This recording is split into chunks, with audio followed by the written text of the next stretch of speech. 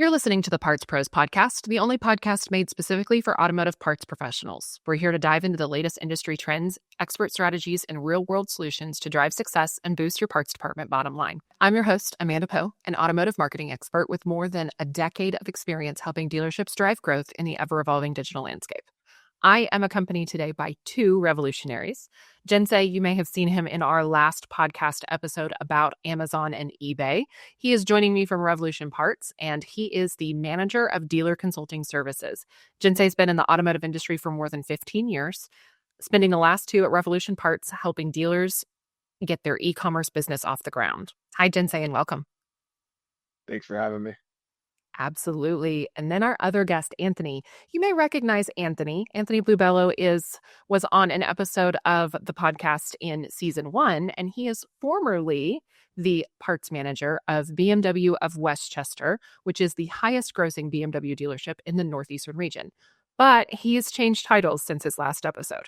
He has now joined the Revolution Parts team to work with Jinsei in our dealer consulting services team and is now coaching other parts professionals on how to be successful in e-commerce.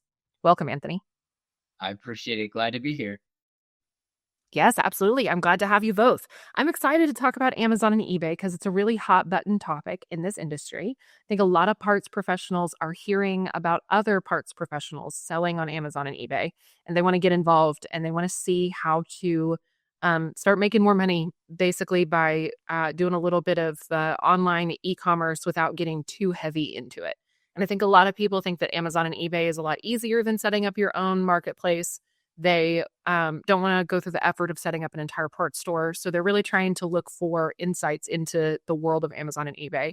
And you guys both have a lot of experience in that area. So that's kind of where I want to focus today and talk about maybe get a little bit deeper than we did last time, Jinsei, into some more specific information about Amazon and eBay. So my first question is, what's the difference between kind of a do-it-yourself, sell parts online, set up an online parts store versus selling parts on Amazon and eBay?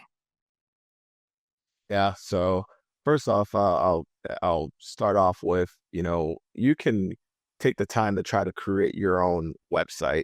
But, a lot of times whenever you're in the parts industry, you're not a website guru, right? That's why tools are so critical and important. When I was in the dealership, I had a department that they built a dealership website. So I wasn't that guy. I was handling parts. I was handling, the things I needed to over the counter with the service tech. So for me to learn how to do web, setups and et cetera, I didn't have the time to study that. People can figure out how to do that, but then you have to figure out the SEOs, and you have to figure out the marketing. And that's a whole nother role in itself if you're going to actually create your own brand. I'm not saying it can't happen. I'm not saying that it's not a way to go. But a lot of times people will find some sort of provider there. If somebody operates on Amazon or on eBay, then you basically are transitioning to function on a platform that's already pre-existing. And now you pick part of their community, of their customers that you have your eye on. Nowadays, if you've noticed, when you Google anything, two of the first websites that pop up on almost everything is eBay and Amazon.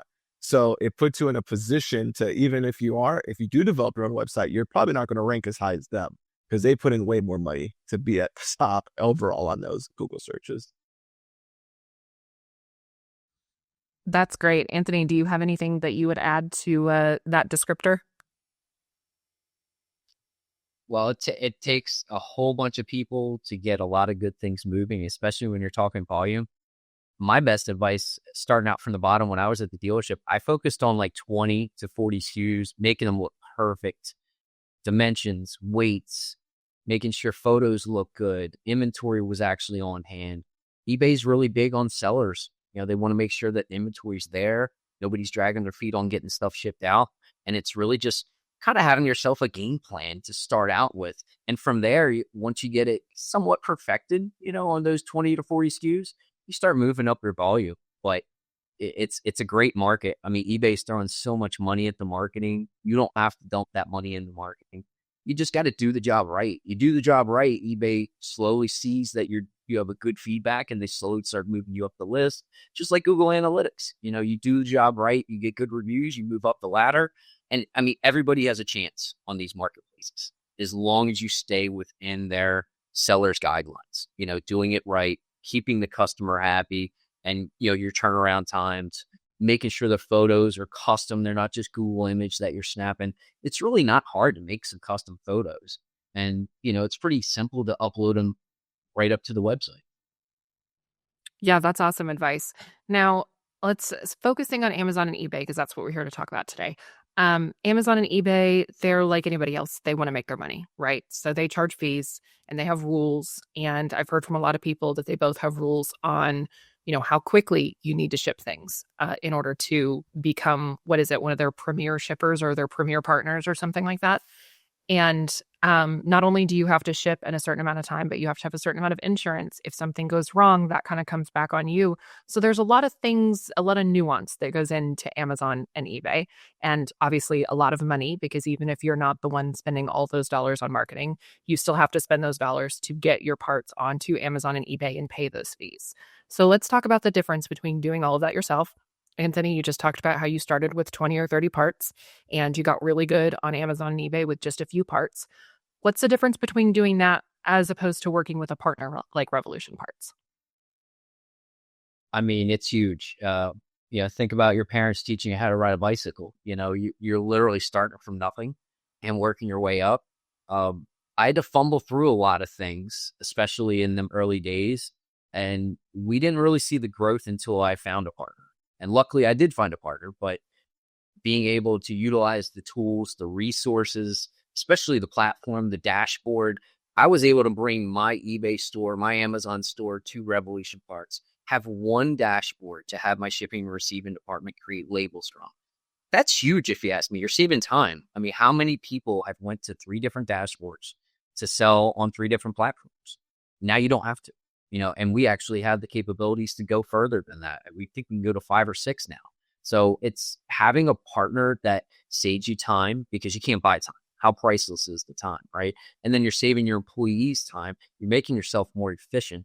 And I know a lot of those things don't really equate to tangible dollars, but in theory, money is time, right? So if we're saving the time, that's invaluable to me. You can't even buy that. So having Revolution Parts was huge. Yeah. And I'll chime in with, talking about the fees and starting off on your own versus with a partner. My first platform to do sales online was on eBay. That's where I began. I asked the dealership I work for, why don't we sell parts online? They said, we don't know how. And I said, let me open up a little eBay store. And that's where everything started off. And the thing about the concept of the fees is, the way that I think about it, in every website does pay for some form of marketing, but in eBay world, you only pay for quote unquote fees when you make a sale, which is a lot better than throwing money out hoping you make a sale, right? So whenever you actually think about that concept, the fee structure on eBay, there's a certain percentage that's in place, but if you line yourself up, and I think we're going to get deeper into like pricing strategies of how you can position yourself, it can still be profitable if you actually create a strategy around it. The other thing is I operated very manually on eBay for a long time, and it worked because that's what I knew until I found a partner, right? I used Revolution myself for 8 years as a customer. And a lot of the reasons why I wanted Revolution was because they had this thing called a rate card, which was pretty critical to mitigate my fees. When I was on eBay individually, like by myself, I was myself manually pushing listings up. I had to make listing templates myself. I had to put descriptions up myself. I had to control the inventory. I had to control the shipping. I had to control monthly price updates that happen in a dealership. Had to go in and change. You got 1,000 listings. You got to change the pricing in manual. It's a lot of work. That was going on. And then when I actually got a partner and it was doing auto uploads of reading my inventory and automatically creating listings and pushing this stuff up, delisting things when my inventory was changing, doing automatic price updates. That stuff was huge. So I could just focus on the customer, focus on the sales, and then the partner piece. Some partners have rate cards, some partners don't, but I was looking for one that had a rate card. Fortunately, Revolution does. But basically, it mitigated my what type of store I was on eBay, and also to my monthly fees that I was paying per transaction can lower depending on if you actually have a rate card or not. So it was huge. Can you explain a little bit more about if you have a rate card versus don't have a rate card, what that looks like for your average dealership? Yeah. So eBay has first off, we recommend if you're a dealer, you want to have what's called an anchor store. That's what makes you not look like some guy selling your car, selling parts in your garage. Okay. It's what makes you look like an actual business on the platform, which is pretty important. An anchor store could be $350 a month on eBay. So that by itself is an investment, but if depending on your provider, their rate card will waive that, right? So that by itself was a $350 a month savings. Plus, then you have listing fees depending on what subscription you have on eBay. The listing fees could be up to 99 cents per listing. And then there's also subtitle fees if you're using that, which could be $2.50 per listing. And then there's also another thing called Gallery Plus fees. You're like, Jen said, that's a lot of fees. Well, the rate card waives all of that. I'll tell you this, we've seen people try to operate on eBay without a provider and they can't get past 1,000 listings because of how expensive it is. Most of our accounts that we coach and work with have over 50,000 listings because they're not paying for them because of the rate card. So the rate card is gold. And the more inventory you can show, the more opportunity of sale you have. And if you're concerned about those type of things, you can't grow as far on the platform. And I mean, subtitles to bounce off of that, Genze, the subtitle alone is $2.50 times, if you're doing 1,000 listings, that's still impressive, but you get 20, 30, 40, 50,000 listings. Think about the savings right there alone. Yeah, that just seems untenable, right? You're a parts department. You're supposed to be making money, not spending money. I'm just imagining as a dealer, walking into my general manager's office and my general manager saying, "Why did you spend $50,000 on eBay?" And that eats every single one of those things is eating into your profit because you as a dealer, you have to not only sell parts online, you have to sell parts online in a pricing structure that people want to buy those parts. And every single fee that you're paying takes away from the profits that you make off of that. So I think that, I'm ADHD. I've mentioned it on these podcasts before. I think everybody knows because I get a little distracted. Something that, it is very common with people with ADHD is you get so overwhelmed that you just do nothing, right? And so I look at this whole process and I'm like, I have to set up my store. I have to write descriptions for 50,000 parts. I have to write, sub descriptions or headings for 50,000 parts. I have to take pictures because we don't want to use Google stock images for 50,000 parts. I look at all that work and I'm going, I'm just not doing it. That's too much, right? It's the general paralysis of getting started. How do you have that discussion with dealers? And what is your recommendation for somebody that's currently in that space where they're saying, this is just getting started is so much work and I already am doing so much work. I can't add that much time to my day to be able to do all of this. So how do you broach that topic with dealers when you're talking to them? Well, when you're starting from the bottom, there's only one way to go, right? It's up. And I get that with ADHD. I'm in the same boat. I was there at the dealership level when I used to talk myself off the ledge. But you focus on one thing, you get the task done. If you do find that provider, that coach, that mentor that can get you on that rate card to understand how much money you will be saving with that partnership, along with those auto feeds that Genze was just talking about from the manufacturer, comes some photos, not a lot, but some. So, you don't really need to overwhelm yourself. Once again, it's all about focusing on the fast movers. The nice thing about the auto feeds, you now have live inventory. You're now selling stuff that sometimes you don't even have to buy. We could be talking live DMS feeds from your DMS, from your dealer management software. We could be talking live feeds that Revolution Parts has provided to you. So that way you don't have to buy 20,000 items or 20,000 SKUs. You can sell them straight from your warehouse. So that way when the customer buys them, now you're placing the order. So, think about how much more visibility you have, and especially as a brand. The manufacturers want the dealerships to grow every year, right? How do you grow? You open your channels. How do you open your channels? You could start a store. All right, you've been doing store for 6-7 years. I was on my website for like nearly 6 years before I even added the eBay to it and blew it up, So you got to start somewhere. You got to find a team. You need some help. We all know you can't do this alone, but once again, going back to the time savings, it really helps you. The rate card is like insanely huge.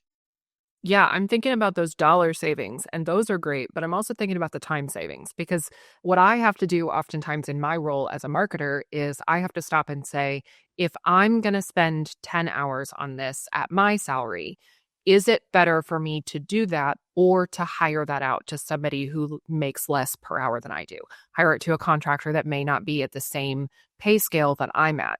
And as a parts manager, parts director, you're managing a parts department, you're packaging and moving parts into the service department so that the service drive can continue functioning as they're supposed to. You're managing parts advisors. Oftentimes, you're managing porters because you've got to deliver those wholesale parts. You're doing all of these things. Is it better for you to try to set up your online store and manage it yourself in addition to those things, or to hire that out to somebody that makes way less per hour than you do?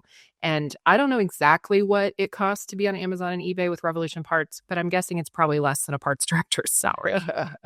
It absolutely is definitely less. And another point while we're talking about this, I think about the day when I used to check parts in back when I was in the parts warehouse, and then all of a sudden the scan gun showed up. And I was like, oh my God. And it literally cut my day down by like probably 60% of my time that I was spending to check parts in. And that's how I think about tools, right? And providers and et cetera. And the thing is that, yeah, that scan gun probably wasn't cheap for them to buy it, but we got a lot of things done a lot faster so we can actually focus on selling parts than just checking them in. And that's how it is when it comes down to something like this. you know, as a parts manager, you don't really have time to think about, oh, did that part go up properly on eBay, right? But if you have it automated, and that's what technology and tools nowadays is designed to do, so that way all those things are being mitigated, and all you got to worry about is, making the sale, answering the questions, and making sure your inventory is accurate. That's important, you know. So. You're taking out those extra steps, though. You have to manage your inventory and you have to make sure that those parts, at least the ones you're selling in-house, not from the warehouse, like Anthony just mentioned, you have to make sure that they get packaged and shipped on time. And that's it. That's the headache for the parts director instead of all of those other pieces. Yep. Yep. All right, so last question, and I think that this is a big one, and I think a lot of people ask this question. Not only do they ask this question to you guys, but they also ask this question online a lot. I've looked at a lot of Reddit boards and Facebook groups and things about Amazon and eBay selling. A lot of parts managers are saying, it's pricing things on eBay and Amazon, it's a race to the bottom. You have to have the cheapest part or nobody buys it. It's impossible to figure out how to price things, especially when you have to take into account fees. It's impossible to make money off of it. They've got all these complaints about the pricing structure. So I want to know, how do you approach this conversation about structuring pricing on Amazon and eBay with the dealers that you work with? Yeah. So one of the first things that I'd say, and this is for our eBay accounts that we coach, our Amazon accounts that we coach, we start off first with, we look at the cost of the part, and then you add in whatever the fee is, right? On eBay, it's 11.50 if you're on an anchor store. If you're not on an anchor store, it's actually more than that. It actually is 13.25, but that's another topic. That's why that rate card is so critical. But so we start off at that 11.50, and then that's the cost. Cost plus 11.50, that's the cost. And then you build up your plan from there. And every dealer is going to be a little bit different when it comes down to what makes sense. And I don't feel like it is a price to the bottom. And to be honest, here's the misnomer for everybody with e-commerce: eBay, Amazon, e-commerce, period. You would have never had the business. Okay. When people are complaining about how cheap something is online, I'm like, you're acting like you would have had that sale before that sale. So the thing is, it's a completely different mindset that they have, that I feel like every department, and then we discuss this with our dealers all the time. I'm like, that customer you have, yeah, you sold it cheaper than that normal one you walked in over the counter, but you would have never dealt with that person. You just took that business from another state. You know what I mean? And the thing is that when you're not, if somebody's thinking that, yeah, but I didn't make as much, the question is, you wouldn't have made any if we didn't actually have this set up the way that it is. And I think understanding, like, it's a different type of customer you're dealing with. And I think that's the hardest part for everybody in all of this, is they feel like they're dealing with the same customer because they're so used to dealing with their region instead of dealing nationally. And national business is completely different than regional business. But this is how you kind of start mitigating that with a cost plus strategy and incorporating fees. Well, and along those same lines, this cracks me up because we've had on other episodes of the Parts Pros, we've had fixed ops managers, we've had general managers, we've had people talking about wholesale. And wholesale is something that general managers are so willing to get on board with. They say, I only have to knock 10% off my profits and I can sell $5,000 worth of parts at one time. Sign me up. But then you talk about the fact that you can sell $5,000 worth of parts on Amazon and eBay if you'll just take 10% off. And the general manager goes, whoa, whoa, I don't want to do that. That's not worth it. It's the exact same thing. It's just a different method. And oftentimes, because you are drop shipping, you're not wasting time. It doesn't require your manpower. You're just making that money for a click of a button, essentially. And so hearing you say all of that just kind of makes me laugh. Talking to all of these fixed ops managers and parts managers about wholesale, it's kind of the same ballpark, right? Is you lose a little bit of profit, but you're making sales you originally would never have made. So while you're losing profit on that one particular part, you're making profit at the end of the day. Yeah. Well, let's also not forget that you have convenience. Think about eBay and Amazon, how convenient it is to buy. I mean, we all have smartphones. We're all shopping on our phones. We actually have some analytics that show that like 87% of e-commerce is purchased through your mobile device. So, I mean, you're not targeting a customer for their size, their height, their weight, their race, their age, anything like that. We're targeting pretty much anybody 18 or over with a legitimate bank account. Like, that's a great clientele. If you ever watch Shark Tank, you know, your clientele needs to be wide, right? A variety. We have it all. And pretty much everybody owns a car for the most part. If not, they know somebody owns a car. But going back to marketplace though, I truly believe though, and Jinsei, you're spot on. We're taking that cost, we're adding it up. You decipher what you want to make. But let's not forget consumers. We're all consumers here. We're willing to pay for convenience. Why wouldn't you be on eBay and Amazon? Why wouldn't you have one more option? You know, you're going to have pushback from people that don't want the low gross profit. And guess what? I'm here to make money too. And if we succeed, we all succeed. So what's the point? I'm not here to coach people to tell them we need thin margins. I want their margins to be where they want them because they're my customer. I want them to be happy selling on all the channels as much as possible. So we're working together. It's not that it's a race to the bottom. And I almost get like, what's the word? Like, I almost get like sticker shock when I hear people, oh, it's a race to the bottom. Like, no, it's not, because it's not. I mean, how many of you have bought an Amazon gift card? I mean, seriously, I know eBay gift card's a little iffy, but how many people give somebody an Amazon gift card? I mean, that right there, I will shop at Amazon or any other store for that matter, pay more because I've. Yep. And I'll add one last thing. You talked about wholesale, man, and I have to this part. I have to say this. In every other department in a dealership, you give away that part before you ever collect the money. You literally order the part, give it to the body shop, and then chase them for the money. So yeah, you're used to that business, but you don't even get paid up front. E-commerce, it doesn't even leave you might not even have it. You're special ordering it, and you have the money. It's just such a different mindset, but people have to understand the benefits to it. So I had to throw that out. No, I love that analogy. That's a great way to put it. And Anthony, to answer your question, I am on Amazon all the time. I buy pretty much everything on Amazon. I have the misfortune of not living close to a lot of stores. And so I order pretty much everything on Amazon. And on top of that, my husband and I are also car DIYers. And that's the world today, right? Is car DIYers screwing things up and having to order replacement parts. And so actually just got an Amazon order with some car parts today, not even lying. Needed rotors for one of our cars. And so, yeah, shopping on Amazon is huge. You can buy anything and everything on Amazon. The thing that I always pose to dealers who are questioning whether or not Amazon and eBay is worth it is this. Where do you buy your toilet paper? Where do you buy your cleaning supplies?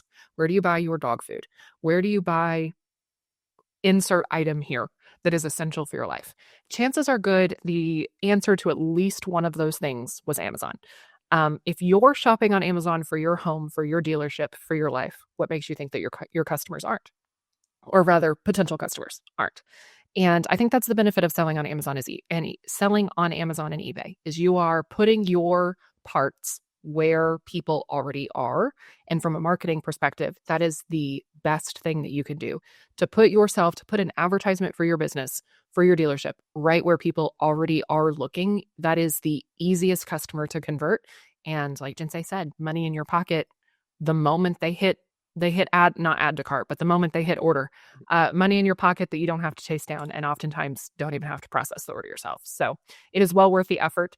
And the income brought to your dealership is exponential, especially if you are working with the right partner. So for more information on Revolution Parts and the opportunity to talk to our experts here, Anthony and Jinsei, please visit partsprospodcast.com and subscribe on Apple, Amazon, YouTube, Spotify, wherever it is that you catch your latest episode of your podcast, or again on partspros.com so that you can see the next episode of the Parts Pros podcast and all of the awesome parts related information we've got coming up in season 2. Thank you guys for tuning in, and thank you, Anthony and Jinsei, for being here. It was great talking to you guys, and we'll see you next time.